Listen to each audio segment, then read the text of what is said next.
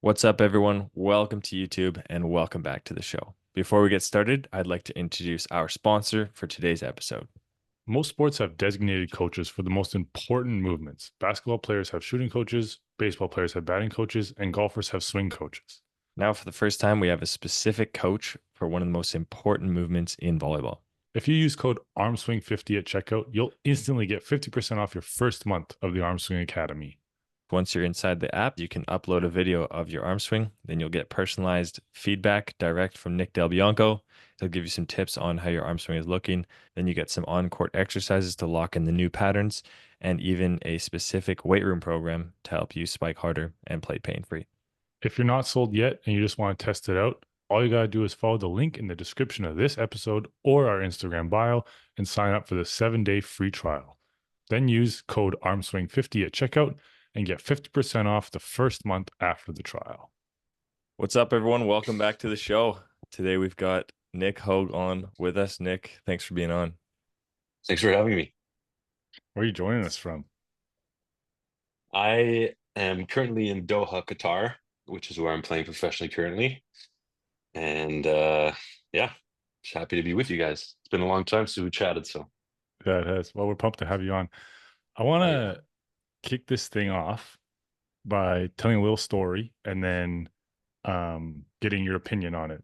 And this was from my first summer that I spent a couple weeks with the A team when Ben was the coach.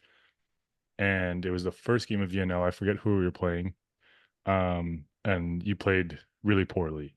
And those are your words, not mine. And I remember we had a team meeting afterwards, and you said that was one of the worst games I've played that I can remember. But I'm not upset because it doesn't affect who I am outside of volleyball. It doesn't affect my identity. And I still think about that like little speech monthly at least. And then we were roommates that Ottawa VNL. And I remember I asked you about it again back in the room. I was like, how did you get to that point? How were you able to discern your performance to who you are as Nick Hoag? So I kind of want to ask about that process and how you got there and how that has helped you to this day. I remember exactly that game. It was against Italy, and I think we lost 3-1 or 3-0. But I think I got pulled out after the second set, and I was I was very upset, obviously. I wasn't happy about my performance, as I said, but um those things, they do affect me in the volleyball way, but I know who I am outside volleyball, and what happens on the court is never going to kind of dictate who I am outside. People that know me, and people I'm very close to don't really care if I win or lose. They're happy if I win. They're sad for me if I lose, but they don't dislike me more or like me more because I lost the game or I played poorly. Um, and that honestly comes with, I would say, age, but it's more like experience, because I think the older I got, the more I got to know myself and kind of figure out who I was outside volleyball, and that I think that's huge um,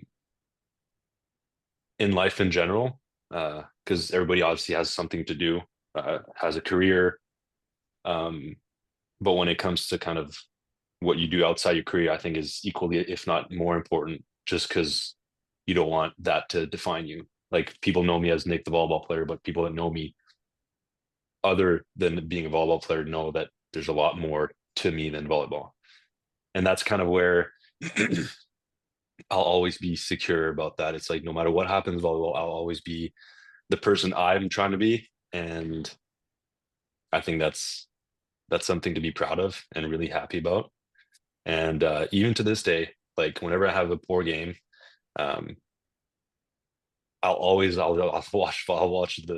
the game about 5 times after every time, because I still want to get better, right? Despite um, having that kind of mindset in mind, but um, it won't affect my livelihood. I'll still be happy as a person and with my relationships and all that stuff outside the off the court. So that's, I think, huge, huge, huge, huge. Because then you can go back on the court knowing what you want to work on and still have joy playing the game despite having a poor performance. That's really well said. I like that a lot. That conversation we had in that hotel room was really powerful for me. I think I made a switch like that night. I was like, man, Mhm. that's so true. Like, and you're right, it is something to be proud of. Like extremely proud, probably more proud than any of the gold medals or any of the teams you've made, because that's who you are. I think that's really Yeah. cool. And it took a long time. It took a long time. Like my whole college life, it was like, there's one thing I'm going to do is play volleyball, and that's it. But once things probably didn't end up the way I wanted them to be, I was like, well, I can't rely on anything else. I can't rely on anyone else. And it's like, well, I'm like actually very, very upset and sad. Mm.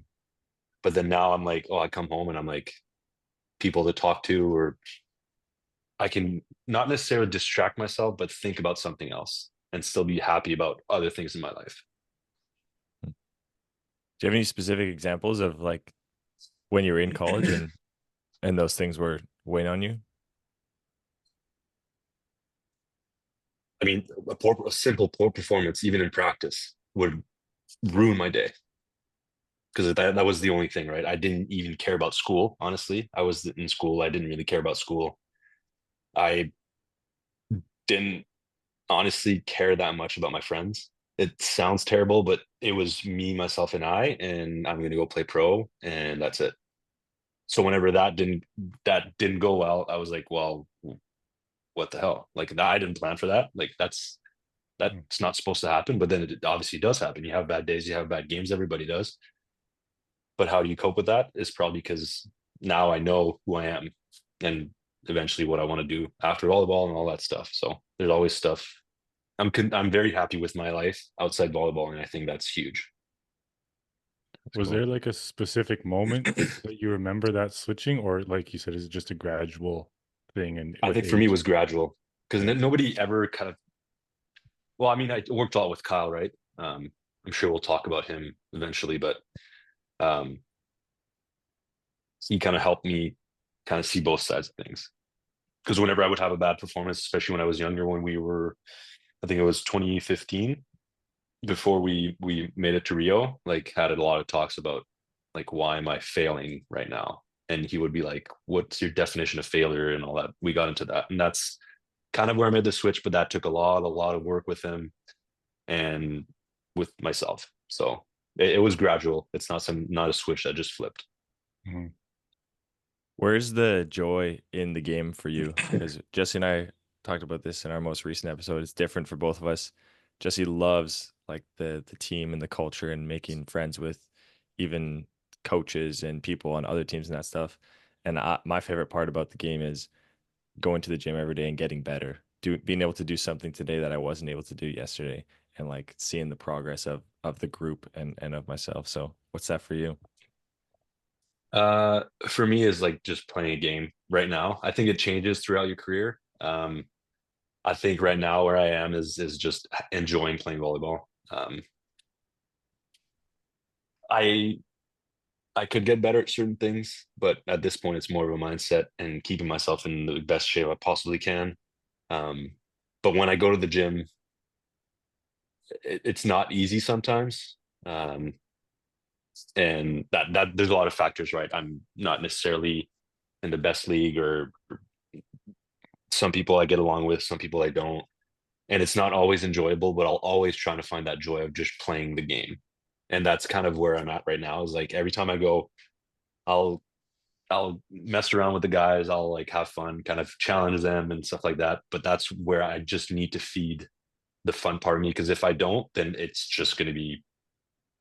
not going to be fun. And that's kind of where my motivation stems from. The other one is honestly just staying in shape, lifting really hard. Like I enjoy a lot, like just feeling good outside the gym and just feeling strong, or feeling like I'm feeling healthy. Obviously that's outside off the court, but yeah, on the court, just enjoying like challenging some players, um, making great plays, having fun playing right now. That's kind of where I'm at. Do you wish you had more of that mindset throughout your whole career? Yeah, for sure. I had that mindset when I started playing national team. Once I started playing pro, as much as I loved it, it slowly turned into a job.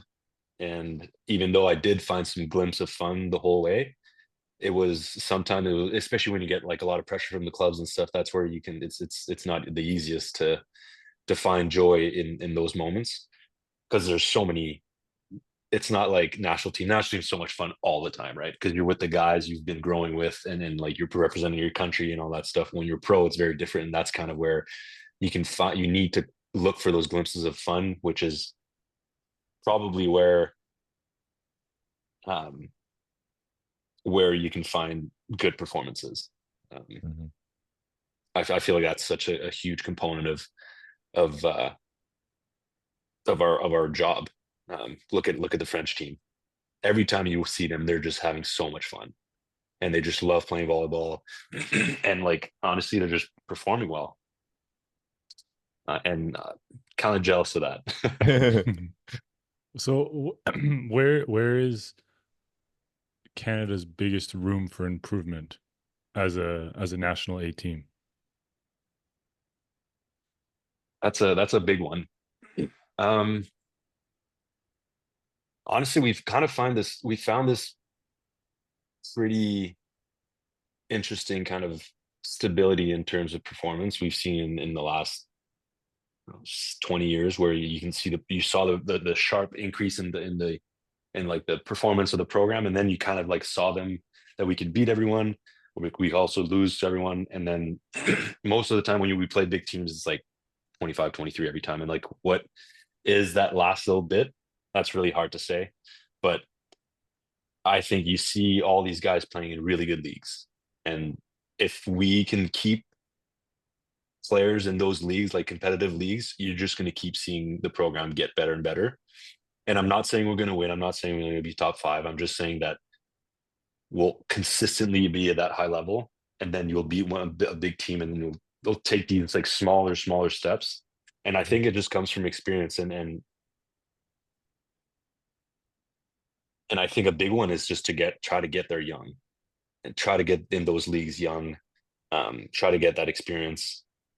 And on the technical side of things, that's honestly, we're not far. I think we're there, and we keep seeing it. But honestly, it comes from guys just getting so much experience overseas. I think that's the biggest point. If we can get all the players um, over there and get experience, it's just going to help in the long term. And obviously, like, you want some guys to get into the good clubs with good coaches, especially. But I'm looking forward to the future. But I think another thing volleyball Canada needs to do is really think in the future, and not really think every 4 years. You got to think every 8 years at some point, because you see some guys like retiring, and a lot of big change in the group. Um, that's where it's like really dangerous to just look for like medals, but you got to be patient and look at it in a very long term, or medium, Mhm. like 4 to 8 years is usually, and you want guys to commit. That's another thing that's really, I think, in the past couple of years, it's been a struggle, is where guys commit. Like, I remember when I started, I was like, I'm here until I can't walk, no matter what. You miss weddings, you miss a lot of things, but I mean, it comes back tenfold, right? Like, it's all worth it. Sacrifices are huge, but I wouldn't I wouldn't change my 12-year national team career for anything. And I think commitment is a big one too for the program. So Do you think the nature of volleyball with no off season, really, like you might get a week here or there, does that play a big role in the lack of commitment? Like there's just no time to truly recover, and guys just burn out way quicker than maybe they were expecting or they wanted to? so that kind of ties up with how Canada can keep performing. Is the problem is we don't have many bodies to play at a high level. Other national teams have, I don't know, 36 guys that could play at the VNL level, but we don't. So it's hard to like. It would be great to give break to some guys, but sometimes we need bodies to actually perform. We can't just throw people in there and be like, oh, if we lose everything, it's fine. But it's like, especially now because it's so competitive in terms of the world rankings and how we qualify for certain events, it's really difficult. The other thing is, for sure, I mean, I don't think it's a physical burnout, because I think bodies can volleyball. players can like withstand a lot. We've obviously seen that in the past, I mean, forever. It's more the mental part. And a lot of guys are like, is it really worth for me to miss family time or seeing my kids and stuff like that? And it's totally understandable. It's very, very difficult and everybody's different. Um, like I said, when I was younger, I was just like, I'm just going to play volleyball. And there was nothing that would stop me, including families and friends, which sounds a little bit nuts, but I mean, that's kind of where my mind was. Now it's very much shifting slowly. In terms of future of the national team, we talked about this a bit before the call, and I don't know yet. But yeah, I mean, times change too, so commitment is not easy, and it's hard to make people commit for 8 years. That's a long time. So everybody has a different idea of what they want to do with their lives, which is totally fine. Like you can't make someone play volleyball for 8 years in the summer. so so it's so but I think it's important if we want the program to move forward. So you mentioned not being able to walk just a couple minutes ago. Yeah. And you've played for 12 years on the national team, and I'm assuming similar time pro, and you're getting old, and your body over the last little You gonna while. take that, Nick? No, okay, here's my Yeah. question. My That's question just is, the truth. That's yeah, just the truth, yeah, right? yeah. So My question is why are you still playing? And I think from what I've seen from you, like your buy-in to the volleyball Canada and the national team is something that I really admire about you, and it's like it's bigger than yourself. So can you talk about maybe that a little bit and what that means to you, and then also like why keep playing? well, the big thing, at least something I can't like I'll never, I don't know how to phrase this, but for me, it's never been about me. Like, and that's probably stemming from Glenn being such a big part in the national team growth. He's big on the program. It's like he loves the program and he wants it to succeed. And obviously, that's kind of something where I went through. And maybe at the start, it was about kind of, oh, I want to look good because I want to get a contract or I want to go to the Olympics or blah blah blah. But now it's like I just want the program to be in good hands and do well. And if that means I don't make a roster, but the roster is going to be better without me, and so be it. Um, Especially now that I'm like, as you said, I'm older. I didn't play. I wasn't the starter last summer. Eric and Steve did a fantastic job. So how did I find that? It's not easy not playing, obviously, but the less I played, the more I told myself, it's never been about you. It's always been about this team succeeding. And how can I make the team succeed without being on the court? So maybe, okay, helping the guys, it's very different to see the game from off the court, and you see a lot more things because it feels like it's a little bit slower because you're kind of you're away from the court, so you can see a lot more things. So as soon as I see something, boom, I share information. In practice. If someone needs something or I see something, I'll always help. I'm never going to be the guy that's going to step away and be like, or look pissed that I'm not playing. And that's something that, even though sometimes I do feel it, I suppress it right away because it's never been about me. It's especially on the national, it's never been about me. So I'm always trying to outsource my experience and all my knowledge about volleyball to other people so the team is better. Why I keep playing? So professionally, obviously, there's like the financial part aside that's pretty obvious, I think, for older players. But besides that, I'm still enjoying it. The lifestyle is great. Um, you travel. I love traveling. It's always been great. I mean, I'm slowly feeling like I'm missing a lot back home. So that's kind of slowly maybe pulling me away from the game. But it's still, to me, it's still worth playing. Uh, like I said, I talked about earlier, like the fun and just enjoying um, being with like meeting some new guys on my team. There's just two really good friends that I have now that are just amazing people. So meeting new people, living in different cultures too. That made me grow as a person. That's also part of it.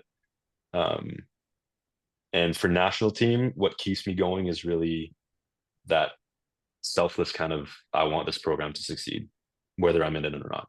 So, so that's the main points for why I'm still playing, I think.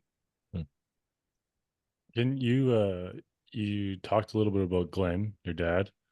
Can you talk a little bit about the biggest thing or biggest lesson that he's taught you? Um, Maybe about leadership, because I kind of want to move into you as the captain of our national team and how you view leadership and stuff like that. And I'm assuming, I don't, maybe I'm wrong, but that Glenn had a big role in how you lead and how you interact with people. Well, he's one of the guys that kind of told me, like, Nick, your role is very different um, now, and he didn't mean it as like you shouldn't not think about not playing. It's like, no, you still try to compete and be a starter, but if you're not, then like what are the next steps? And he kind of let me settle in that space. So it's fairly new for me. I've only been captain for 3 years after the Tokyo Olympics. Before that, it was Gord. Um, and I mean, I personally listened to, I try to gain knowledge from just leaders in the world. It doesn't have to be in the in sports. So I just tried to expand my knowledge about how to be a better leader. He actually didn't step in too much. He was like, he's going to learn by himself, and he trusted me to kind of become, or to he trusted me to kind of know how to be a leader and explore that on my own, because I'm sure I failed many times as a captain, or but then the other thing is he's always been good on feedback and always asked feedback, and that's kind of like where he learned a lot.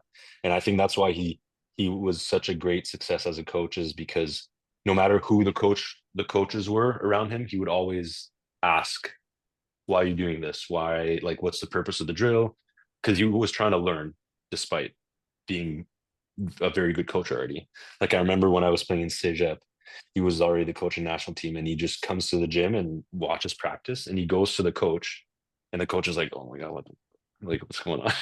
And he just asked him, like, oh, like, what's the purpose of the drill? And then he had a notepad and like noting down the drill because he thought it was interesting.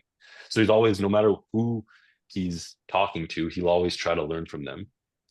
And I've learned from that, because I remember that exact practice. I was like, what are you doing? And he's like, oh, I'm just curious about the drill. I'm trying to learn from anything, like literally just any ideas. Or so probably feedback was the biggest one that but he didn't never actually, not force it, but he never actually shared that with me. He just kind of let me learn by myself, which honestly was great. I think some of the best leaders, they do that too. They know when to step in and when to let you explore and fail on your own, because Yep. failure is a huge part of learning. Like you said, I think that's really cool. That's really cool. What do you think are some of the characteristics of a leader, just in general principles? And I want to get at, like, what do people need to view you as in order to follow you? I don't want to be a boss. Mm. And I hope I made that clear for anyone that's playing national team, or that was, even if when I wasn't the captain, I don't want to feel like I'm superior to anyone. I don't want guys to be afraid of me. I don't want guys to feel like they can't talk to me. I want guys to come and ask questions. I want them to come and feed, like, kind of eat up my experience so they can kind of accelerate theirs.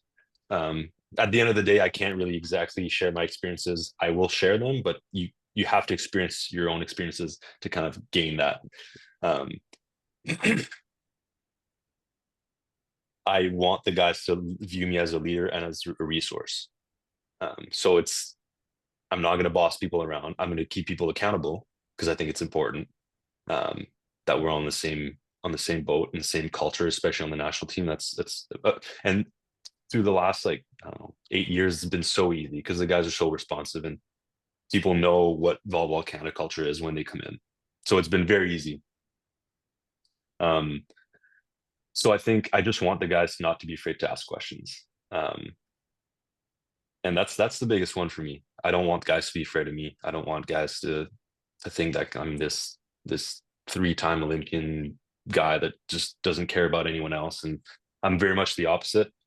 As soon as there's a new guy on the team, I'm going to try and get to know them, what works, what doesn't work, and I hope that helps them integrate the group first of all. But there's a reason why you're here. It's because you're a good volleyball player, and whoever chose you to be here believes that you can bring this program further. So that was really evident to me. I can't remember if I was on the B team or the junior team, but I was really struggling in a certain passing situation, especially on my left. And I was like, all right, you were sitting in the corner stretching or sitting on Nick's chair right by the door. And I was and I was like, all right, I'm just gonna go ask him. I was terrified. I said, hey, I'm Jesse. And you were like, yeah, I know who you are. I was like, oh, okay. Can you help me? And you took the time. We walked onto the court and I said, hey, like these serves, I'm struggling to my left, and picked your brain. And you were like, I didn't really know what to expect. That was the first time I talked to you. And you were super helpful, super warm and understanding too, because I was obviously self-conscious about my lack of performance in this area, and you were like, yeah, I've been there, I am there, this is what I've been doing. And I think that's a great mark of a leader, and someone who truly believes in supporting everyone from the ground up. I think I was 17 or 18 and you were, I don't know, what were you, 32 back then? this is gonna be all podcasts, isn't it? No, I do remember. I remember you didn't have your knee pads on anymore, and you didn't have shoes on anymore, and you went on the court and asked me. I remember exactly that moment, and I remember that was quite recent after your back surgery as well. Yeah, it's true. Yeah. So I do remember that. Yeah, I remember stepping on the court with you. That was good. Yeah, that was. But yeah, that's what I don't want the guys to not ask me, because if they don't ask me, I mean, what's worse that can happen? I say no, but I would never say no. So I hope more guys do that if I end up again, like in that situation. And I hope guys learn from your experience with me. And I hope they just ask me questions. Yeah. I think that can be said for most, if not all, high level volleyball players. I don't know any that are truly like not willing to help. Yeah, I mean, like, come on, it takes 5 minutes. Like, why wouldn't you? Yeah. Well, and it's unless they're really scared of the competition. Oh, if I help this guy, he's going to get better, and I'm going to lose my spot or something. But like, right. Be a good person. Oog, do you have any questions for Nick? Speaking of questions for Nick, Oog, do you have rapid fire questions? I got rapid fire questions. Oh, nice. Let's do those. You're zooming in, Oog. Come on. I thought that was part of it too. I was like, yeah, this high level stuff right there. This production's elite. I don't know. How do I do this? I think you got to go like this. Okay. I only have a few, but I'll think of them as you're stating. So, this is rapid fire questions with Oog. Nick Hogan. Number one, do you have any hidden talents? I can detect a wine by smelling it. That's not 100% accurate, but I'm pretty good at smelling wine and knowing where it's from, and not just if it's red or white. Do you follow the Super Vino Bros on Instagram? I don't, but I will now. I follow a lot of stuff on wine, but they're these two brothers that do these wine tastings, and the one's always like trying to guess where it's from, and I don't think I've ever seen one that's accurate. They're always off. It's very difficult. But during COVID, I used to do that a lot. I'm a big wine person. I love wine. I love the history, the geography, the geology, everything about it. And during COVID, I would do wine tastings at home, and like I was getting really good at it. And wine tasting, like I'm actually like tasting and spitting it out I don't know if people are gonna believe that, but I promise. So that's something I'm very passionate about. But that might be, I guess, a secret talent. I don't know if you could call that, but I'm not No, always for accurate sure, on it. for sure. That's something that not everyone would know about you. Okay, so you played in like Poland, Italy, Turkey, and Qatar. Is that correct? A couple In more maybe, France. and France. Yeah. Out of those 5 countries, what was like the most memorable meal you had? Like, what's your favorite? I know you're a foodie. Yeah, that's a good question. Um, probably Turkey, and there's a reason for that. There's so I became a foodie as I played pro. Like in France, I didn't really care all that much, even though I lived in France, which is unfortunate. In Italy, I like the second year in Italy is when I kind of started getting the fun kind of. I started enjoying fine food and wine pairings and all that stuff. And when I got to Turkey, there was a Michelin star restaurant about 40 minutes from my place. And the whole aesthetics of the restaurant, it was like in their own garden, they all grow their own food. So that was probably the best part. Uh, it was 35, 40 minutes from Izmir. Cool. Very So cool. that's probably the best meal, yeah. Best meal. Would you remember what you had? Yeah. I mean, it's all like molecular gastronomy, so it'd be very hard for me to like say exactly what. Wow. So that means they like did you like chemistry in the back, and like So you had like you'll, some salmon egg foam and some. yeah, exactly. Like And it'll like taste like celery, but yet it's like salmon or like crazy stuff like that. Like, Wow. so it'd be You hard. can- I can send you you can pictures if taste you want. celery. Yeah, that's You can crazy. taste celery Of course, you could taste celery. with peanut butter on Yeah, it. that's funny. Of all the flavors you could choose, you made your Yeah, I salmon don't taste know, like but celery. celery's great. I love okay. celery. Favorite music genre? Favorite pregame song? Or at least maybe what's your go-to in the recent past? Because yeah, you know, you're old and you've probably had lots. in the I'm very particular in terms of music. I've been listening to a lot of classic jazz recently. That might come as a surprise to a lot of people, but um and I love instrumental music. Like love instrumental music. I don't even know what it's called, but my favorite band of all time is Explosions in the Sky. And I don't know, every time I tell people about that, they don't like them. So pre-game, big fan of System of a Down. Pre-game, Slipknot as well. So Okay. I would say those two are specific song. I wouldn't really know, but Cool. before Okay, I well, forget, maybe I'm gonna check out Explosions in the Sky. if you want, I guarantee you're not gonna like it. Well, that's okay. My Well, actually, last sorry, you guys have seen Friday Night Lights, the movie? yeah. Yeah, all their soundtracks are from them. That's cool. Fun The fact. movie or the TV show? The movie. I mean, I think there's some in the TV show, but the movie, like all their soundtracks are from Explosion in the Sky. Are Fun you fact. are you on Spotify, Nick, or Apple I Music? am. Okay. Spotify. When we had our dad on here, he gave his Spotify handle to the people. So if you want Yeah. if you want to do the same, maybe people can Nope, not doing that. check out your playlist. Yeah. That okay, was hilarious. Like yeah. totally unprovoked. He's like, and if you want to follow me, handle That's is at so Tom funny. Elser. It was so funny. It was awesome. Tom Elser 65 on Spotify. Please follow me.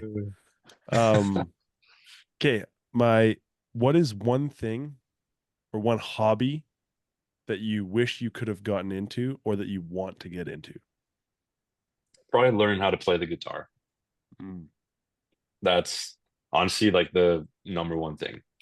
I thought about it many times. I never actually got into it. Maybe I'm too lazy. I don't know. But that's probably the one thing, or even like an instrument in general. But I feel like the guitar is kind of like the basic kind of thing to do when you want to get into music. Cool. Yeah, that wraps up rapid fire questions with Hoog. Back Love to you, that. Nice. Jesse. Yeah, good section, Hoog. Good That's awesome. section. So how many years did you spend in university? I didn't go to university. Right, you went straight from in Saget, 3 years. 3 years. And you were saying earlier in the podcast, you think we should get guys into better leagues younger. What is your stance, I guess, on going to university versus going to pro? Why you should do one or the other? Because obviously, like if you're not ready to go overseas, you need to go to university. But Yeah. So what I was lucky with, there was FTC. It's similar to NEP, but it was 8 months. Sorry. So after my third civ there, I went to the FTC when I was 18 or 19, and and uh, and that's like that year, the 8 months, they just like physically pretty much killed us. Like it was like super super intense, and it was made to get guys ready to go pro. So most of the guys that were with my FTC year was, well, my brother, Graham, Graham Bygris, Jay Blankenau, all those guys that were kind of going out or finishing university, going into pro.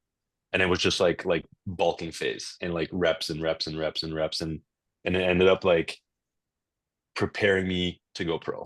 And luckily I had that. But it's true that most of the time when you're out of high school, especially, you're not ready to go pro. That being said, I don't think that's necessarily a reason not to go pro if you have the opportunity to. There's a lot of people that young athletes can reach out to that, if you want to accelerate your experience, especially because that's kind of why you're going overseas at that age, is not necessarily to play or not necessarily to make money, but it's to get experience, especially if you have the physical thought gifts, I of, guess. yeah, that, or also like the thought of having this long career and playing national team and going to the Olympics and yeah. So it's just, I'm not saying it's the right call. I'm not saying it's the wrong call. It also depends on what you want and what your priorities are. Because you can always, and this is going to be controversial, I'm sure, but you can always study when you're overseas, but you can't play pro while you're in university, obviously. So that's what I did. That was my experience. I sacrificed my university education to become a professional volleyball player at a younger age. I didn't make money, but I was lucky enough to be in a really good club at a young age. And I ended up playing quite a bit in my first 2 years of playing in France. So, I mean, I was also very lucky because obviously Glenn had contacts in France, and I was able to get a really good contract in a really good club, structured. And I also had the chance to actually go to Modena, like instead of going to France. And Glenn suggested to go to France first. And I didn't know anything. I was like, sure. I didn't even know what Modena was. I knew, obviously, but I didn't know it was like such a legendary club. I was just like, it's cool. I'm going to go play pro. But that ended up being a great, great stepping stone towards my career, because it was France, as you know, Jesse, is such and TSU played there too. It's such a technical league. It's hard to score. Guys are very technical, very strong. Like they're very agile, and you just get better. I mean, you just get better by playing with those type of players and learning from them. So going back to if you should go play pro, I think another big part of it is guys shouldn't just go play pro because they have a pro contract. If you get a contract offer in Doha, Qatar, when you're 18, I would suggest to stay in university. It's not the best level. You're probably not going to make great progress here. The money might be great, but it's probably better if you stay in university and work towards there. And then the next year, look for other contractor. So yeah, that's kind of my take on that. That makes sense to me. Like, be open to the opportunity, For sure. but And if there is an selective opportunity, about where because you go.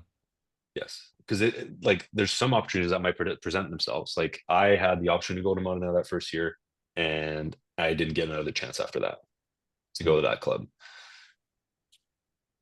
if I chose to go to Modena, maybe my career would have been better, maybe not. So I don't know. There's opportunities, and it's scary, and it's pretty terrifying to just drop school and go play professionally in a league that you might not know the language, or you might not have a good experience, but you can always go back to university after that. But you might not get that opportunity to go play pro again, or in that club. Or that being said, don't just to whoever's thinking of playing pro, listening to this, don't just get the contract and sign it. Also, there's a lot of people you could reach out to and ask for information about the club, the coaches, and all that stuff. So do your research before you sign a contract at a young age. That's sage advice. Yeah. I want to dig into like pressure and nerves, because I'm sure you've experienced a ton of that over your career. I was a part of one of what I felt was one of the higher pressure moments in the last couple of years, when we were on the brink of relegation from VNL in the Philippines, and we had one game against China to save our future VNL prospects. And I remember you told me one time about, before the 2021 Olympics, the first game, you were sitting next to TJ and you guys were freaking out. What have you learned about pressure and nerves, and what's kind of the mental frame that you used in those moments? Well, I think that's always the lesson that I tell people about, is that one game before, like the first game of the Olympics in Tokyo against Italy. I remember sitting warming up with TJ, and we both look at each other trying to act tough, and just be like, I'm literally shitting my pants right now. And then he's like, oh yeah, me too. And then as soon as we said that, I was like, it was like physical like release. And it's like, okay, I'm not the only one that's stressed out. It's normal to be stressed out, especially in these high stakes games. And feeling that is a privilege, because that means you're doing something that's very, very valuable. It doesn't matter if it's to you or to the country, or to your family, doesn't matter. But if you feel that, that's something I like to remind myself, is that like pressure is a privilege. If you didn't have pressure, then it would just be like whatever about anything. But when you have pressure and when you're stressed out, is that you're doing something that's valuable, important, whether it doesn't matter what it is. But if you feel that way, it's usually a good thing. And that's also something I've kind of grown into reminding myself into. Like, I think it's such a great, no, thumbs up. I think it's such a great way to look at pressure. Yeah. What did you come to that realization by yourself, or was that something that Kyle maybe told you? We actually never talked about the privileged part, but Kyle did. He was kind of like the probably the best thing he ever taught me was like, don't keep your stress in. If you act like you're not stressed, it'll bite you later. Because when something goes wrong, then you're like, oh no, like I wasn't prepared for this. But if you're like, oh, like this was, maybe I was a little bit too tight for this pass, and knowing that you're stressed out. And for me, it always helped to kind of voice it to someone, mostly that I'm close to. I remember against that, and when we played China to not get relegated, I was like, guys, I'm stressed out. Like before the game, I remember brought everyone together. I was like, I'm pretty stressed out right now, but there's not another team I'd want to be in this situation with. Like you guys are the guys that I want to be here with when I feel like this. And that like instantly kind of released my stress. And I was like, all right, let's get to business, So that I think helps a lot, is for me, at least, that's something that helped. And maybe people think, oh, like you're vulnerable and stuff, but yeah, so what? It helps. It's cool. So I think vulnerability is fantastic. I think we need more for of sure. that, honestly. 100%. 100%. I've started to think of mental toughness not as like a strength or like a grit thing, but more of like a release thing.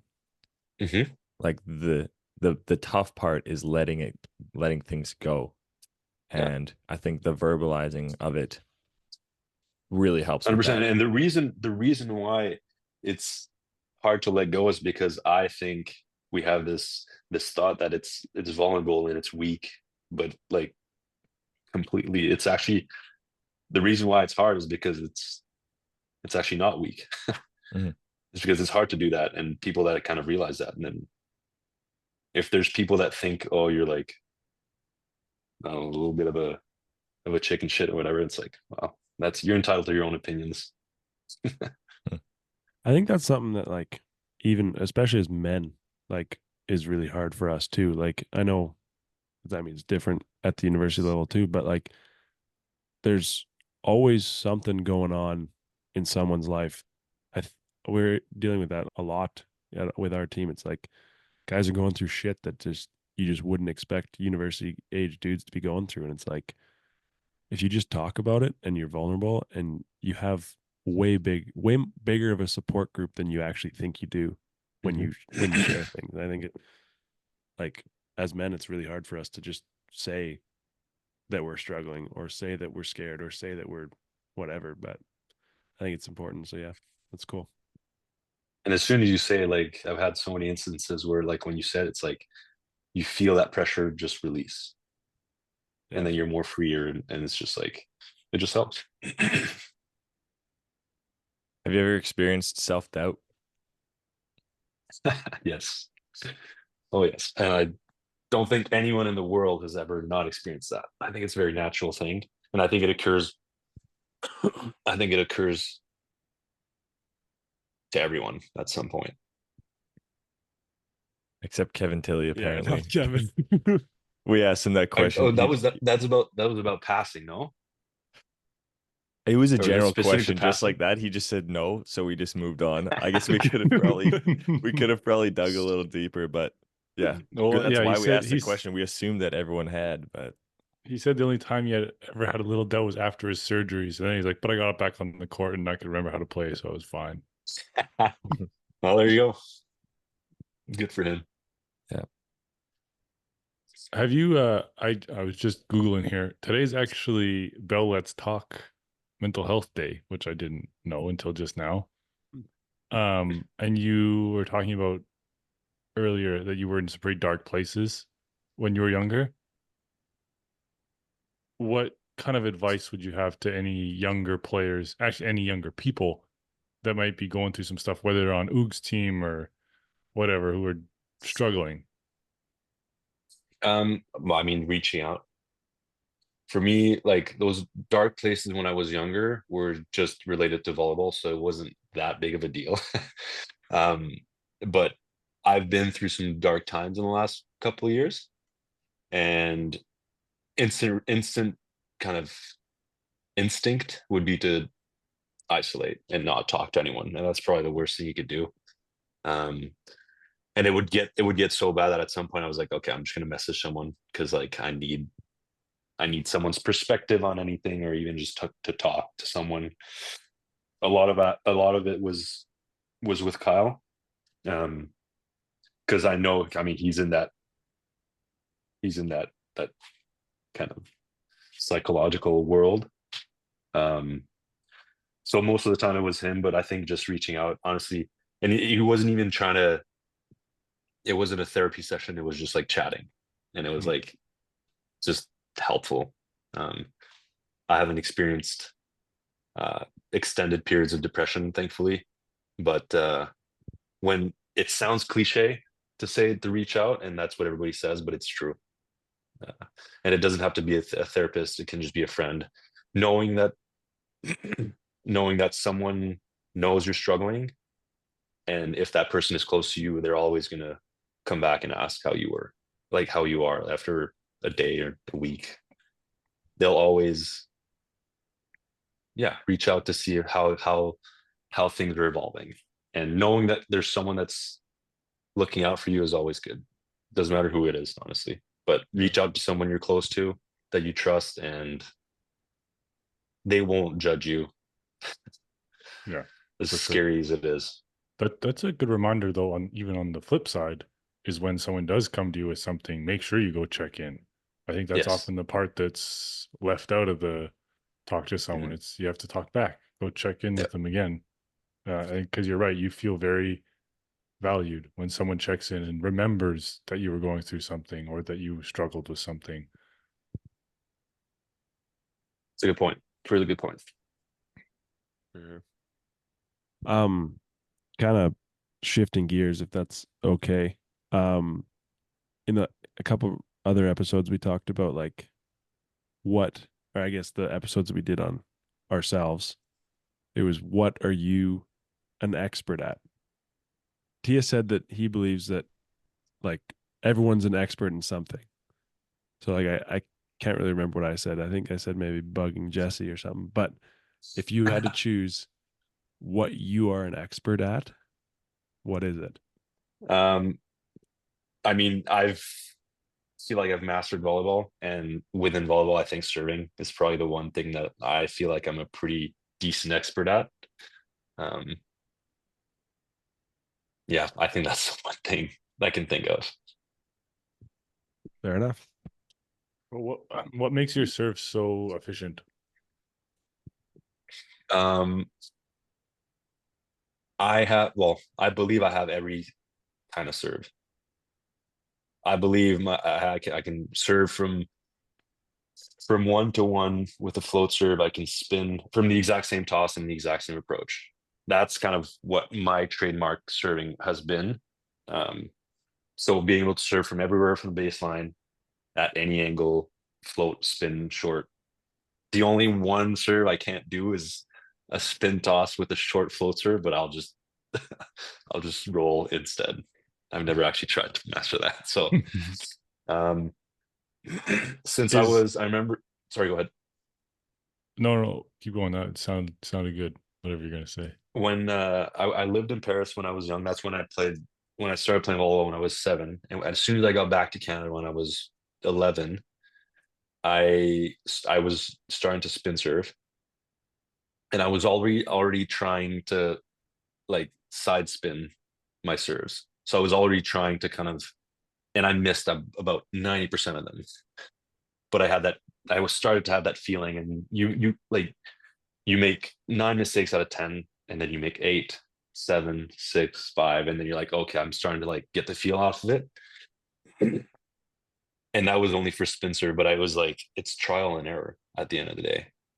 And I think that's probably my favorite part of the game is serving. Like I love watching guys serve, and I love what they're doing with the ball. If it's intentional or not, that's fine. But um, I'll watch video of passers. I'll watch that I'm about to play against. I'll watch their weaknesses. I'll watch which angle they struggle to pass. And that's kind of my playground. That's cool. In your opinion, is serving a team skill?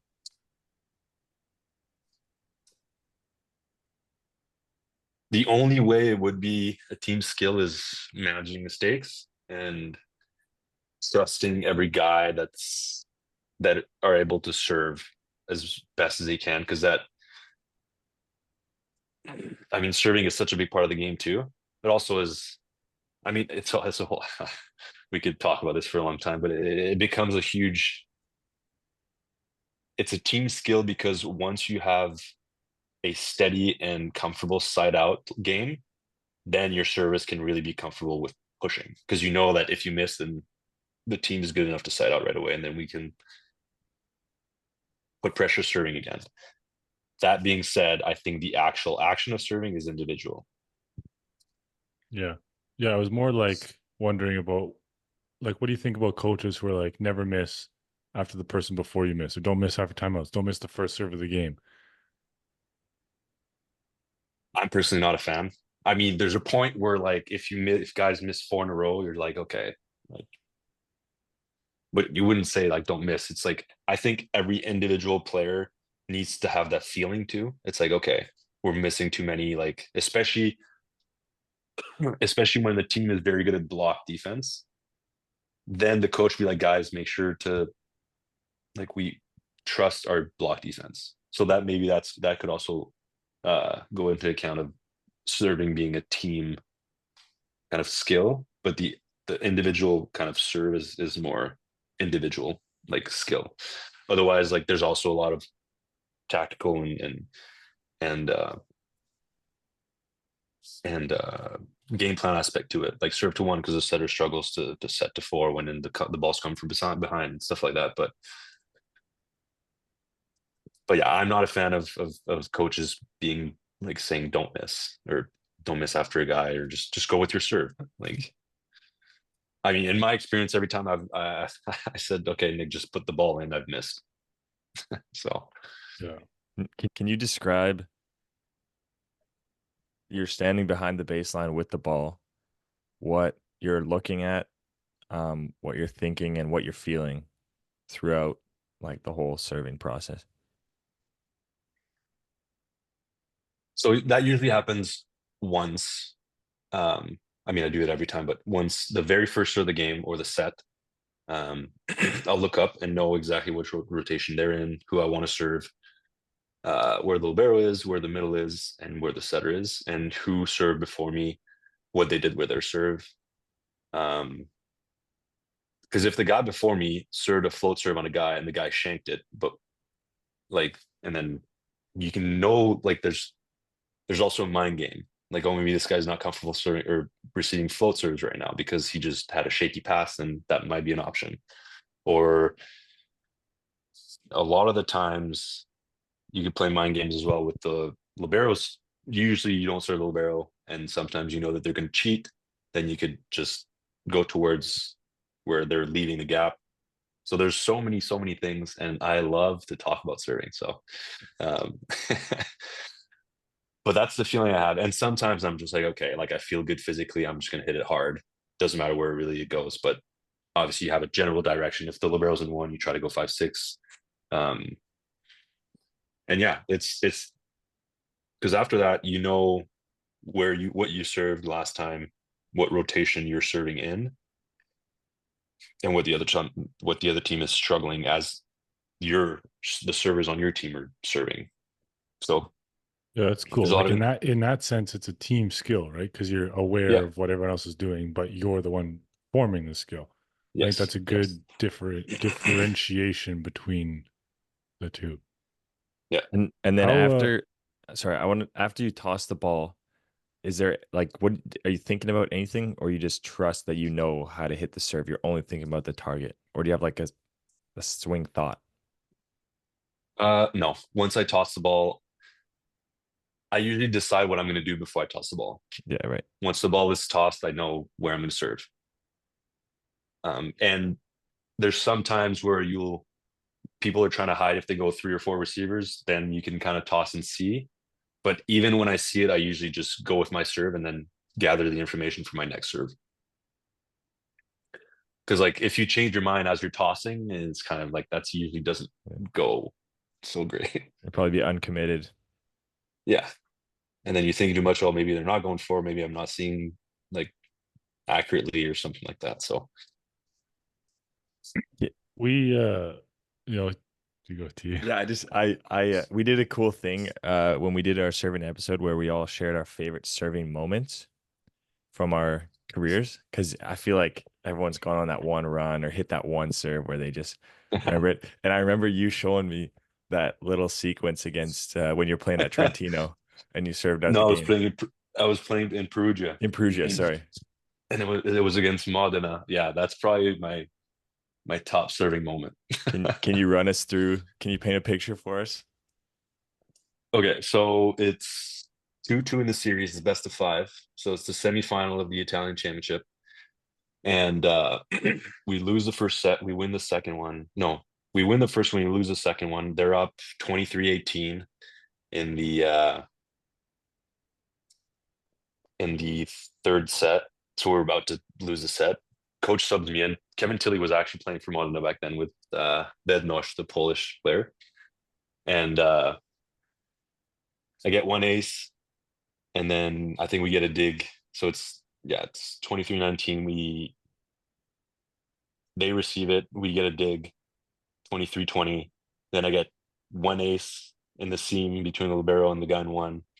And then he calls a timeout. Coming back from the timeout, I roll the ball short to 2, and the guy rolls his ankle trying to pass it. And he was like scoring like, I don't know, 80% of the points from Modena. And then so we get subbed out, and then we get 2 more points after that, and then we end up winning 3-1.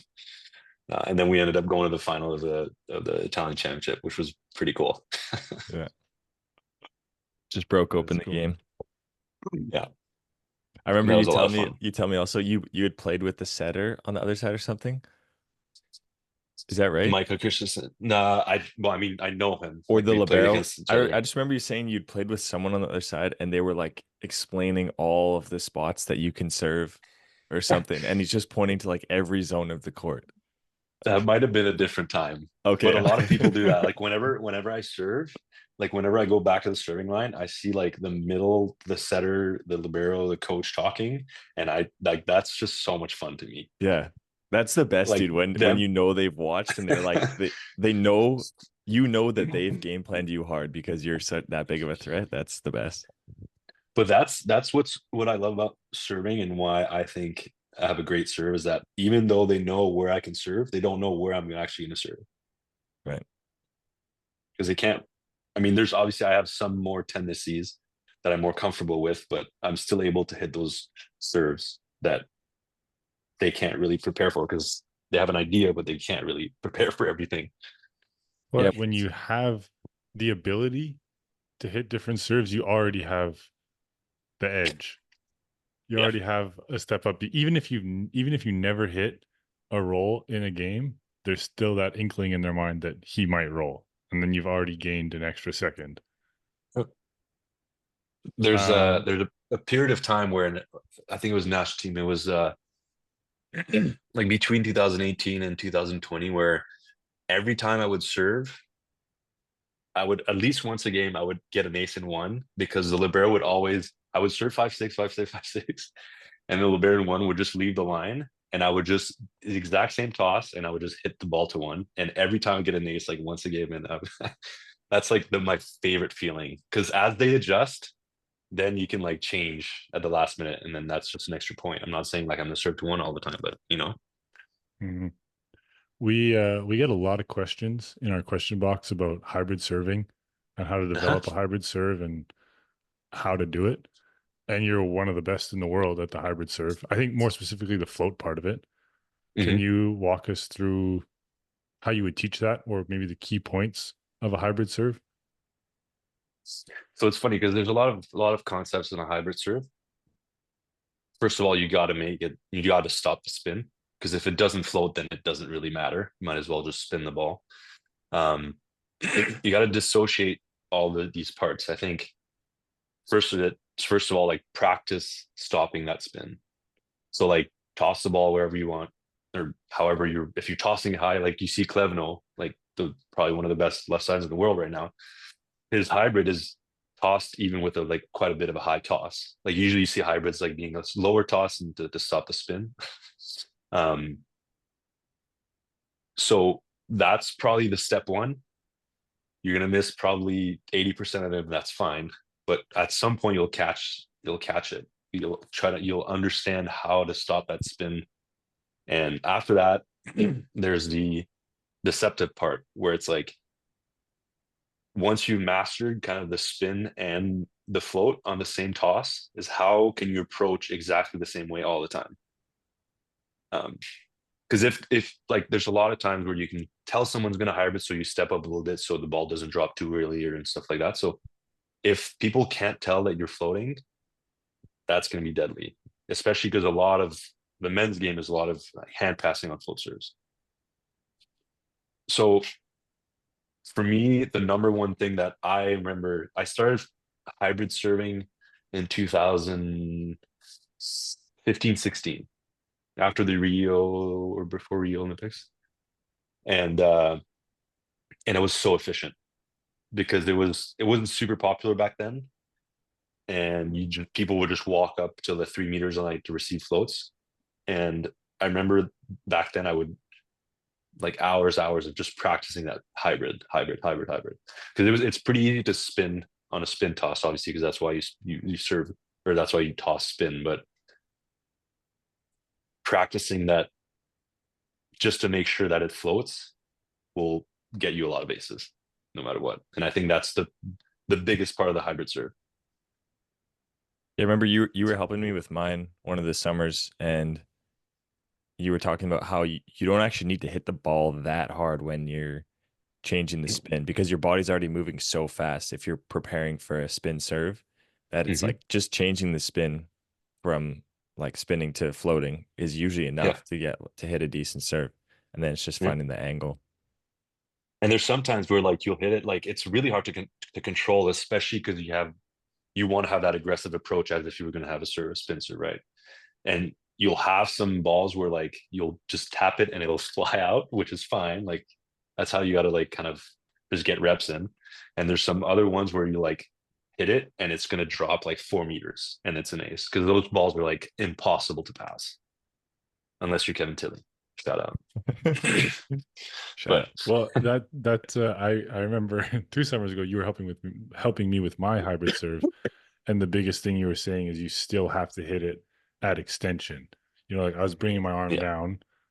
One, so it's way too easy to read, and two, you lose all kinds of velocity and controllability, basically. mhm. Especially because if you hit it that you're in front, or it's going to go over the net, or it'll fly out. Because if you hit in the front, you'll have to like hit it up, which people can tell, like, okay, it's a hybrid, and then you lose that kind of deceptive quality of it. And if you hit it up, then you have quite a bit of risk to like just it just keeps going out with the velocity of your approach.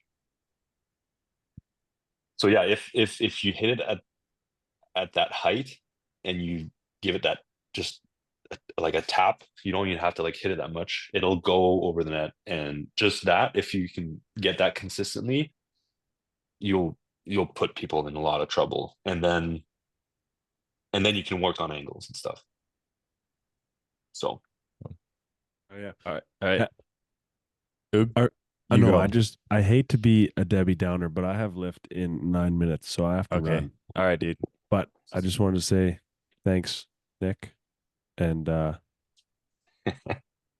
awesome. Okay. Well, I'll see you boys when I see you. See you, cool. All right. Peace, See you. bro. all right, see you, man. All right. Just two more questions here. All right. One of the summers we were playing together after practice, I wanted to go and get some spiking reps because I was new to the left side and I wasn't very good at spiking at the time. And I was all excited to get out there. And you told me, I don't know exactly what you said, but you said don't do the extra reps today. And I accepted your advice and didn't do it, but I'm wondering why. So it's as I said before, I think it's very situational. We probably had two practices the next day. And it was after a 2.5 hour practice, and the quality of those reps probably wouldn't have been the best. Reps are good when they're quality.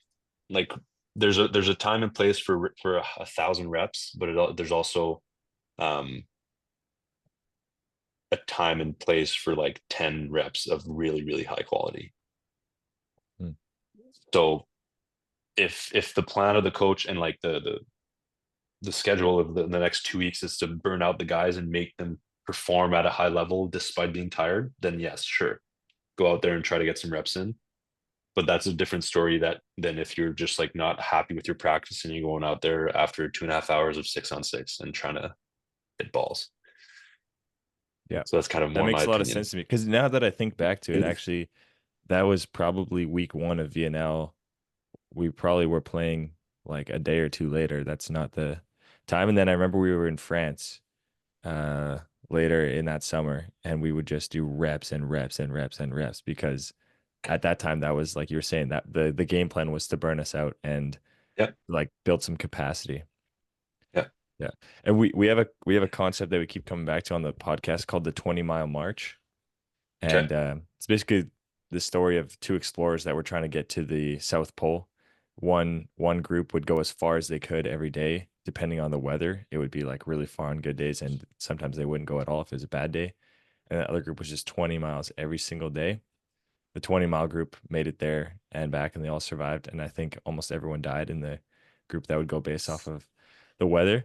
And so I think the overarching idea is like no more, no less. Like once you've got your work in for the day, that's when you shut it down. There's no need to push beyond that, but you have to make sure that you get to that appropriate level.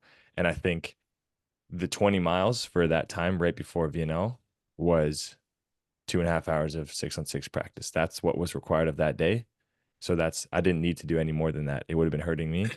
Whereas that time in France, when we were trying to build some capacity, the 20 miles was the practice plus some reps. And that was the required work for that time. So now that I'm older, a little wiser, I understand. Another thing that I got to talk about a bit is like, especially on the national team, trust the staff. They're very competent people. So if they push you to do more reps, trust them that they have a plan. They're not just telling you to get reps to get reps. They're like, they have a very set plan about strengthening or building capacity. As you said, they always have a plan, and they work hard behind the scenes. You don't really know or see them much, or you see them, but I mean what they do behind the scene. They're not just at the gym pushing you to lift or play volleyball. They do a lot of work behind the scenes. So it might be different for pros out for pro teams and stuff, but on the national team, trust that really, really good group of people in the background that's doing a lot of work. So that's also part of it. It's like, if the coach tells you, yeah, get a couple of reps in, if it's just 10 balls, great. If you can do 50, great. But if they tell you no, you should stop, then that probably means it's not just that they want to say no, they probably have something in mind. There's a reason why they want you to stop. Yeah. That's a great point. And also I found asking questions is awesome, because then you can actually learn what is happening, why they're trying to do that. Because usually there's a really solid reason, but it's just like if you just leave and accept it and you never find out, then you build some. I think asking questions is great. Like, why are we doing this? Why? Okay, like, got to be careful not to abuse that either. But like, is there a reason why we're doing 4 sets instead of 6 today? Oh yes, because blah blah blah. Like, so that's usually how you learn. Even though you don't want to be a strength coach, like that's maybe eventually it'll be valuable for you to know why certain things happen a certain way. So sweet. Alrighty, last question. If you could give your younger self some advice, what would you have told yourself about volleyball, about life, about competition that you think would have been valuable? I wish I was I probably would have said like, humility is more important than you think. I was not a humble person back then, or especially on the court. I mean, back then my life was volleyball, but humility will get you far. It's probably one of the biggest things I've learned throughout my career. And as I got more humble, as my life went on, there's a lot more opportunities that presented themselves. So it's short, but I'm sure I could think about more, but I think that's a big one. And there's a lot of trust in people that are humble. I think that's a fantastic answer. Yeah. I don't think it has to be any longer than that. I think that's really powerful. Yeah. It brought me very far. So yeah. Awesome. Alrighty. Thanks for coming on, Nick. That was great. It was a pleasure. That was fun. Yeah. Miss you guys. Yeah, I miss you too, man. Alrighty. That wraps up episode number 30 of the Pit to Pro podcast. Thanks everyone for listening, and signing off. See you, Nick.